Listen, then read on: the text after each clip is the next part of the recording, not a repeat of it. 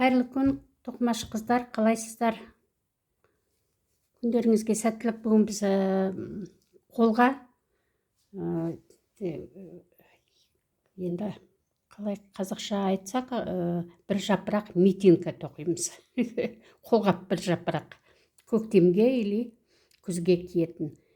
Бұл митинкаларымыз жаңадан бастап жүрген адамдарға арналады. Өткендегі өрнегімізбен, өткенде үйрендік қой, өткен видеода мен сіздерге осы өрнекті көрсеткен болатым. Осы өрнекпен өте тез тоқылады. Соны сіздерге көрсетпекшімін.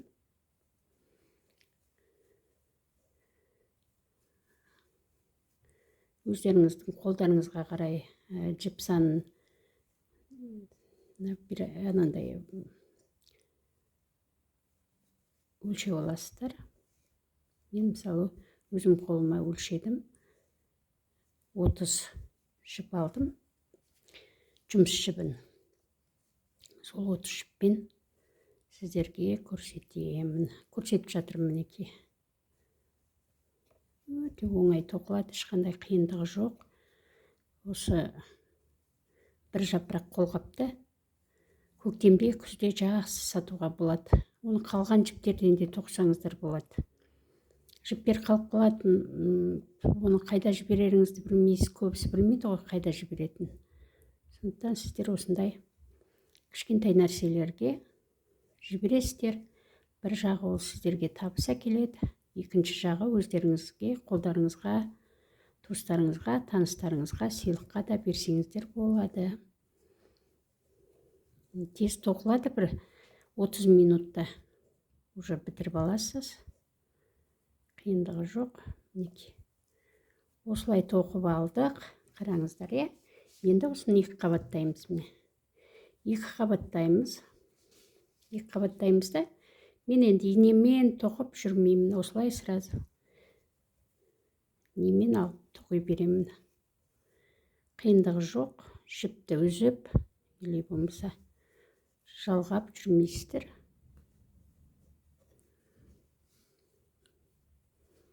Екі шетін бірдей белгілеп ұстап алыңыздар. Осылай тоқимын. Бекіткенде де оңай болады.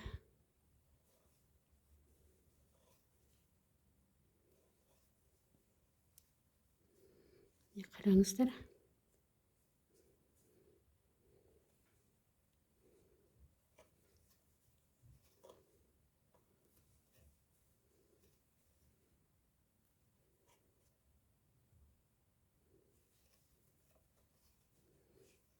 Қараңыздар, енді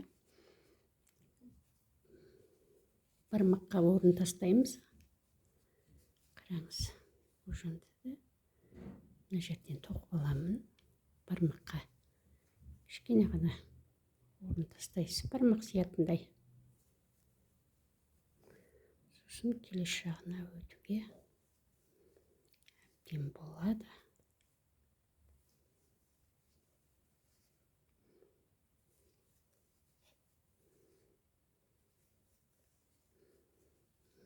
Бармаққа тастадық, біраз жіп. Енді қолының жоғары жағын тоқып аламыз.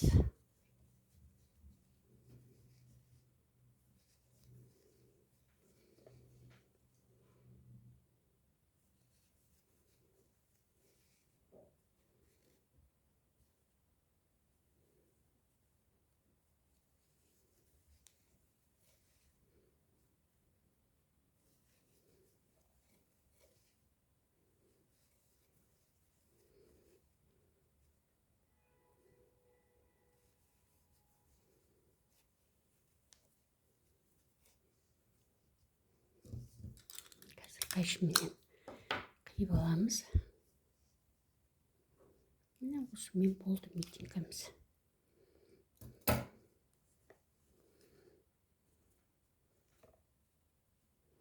Кішкене қысқалау, жіпті қысқалауын етіп қойдым, кесіп. Бірақ түктемес ол.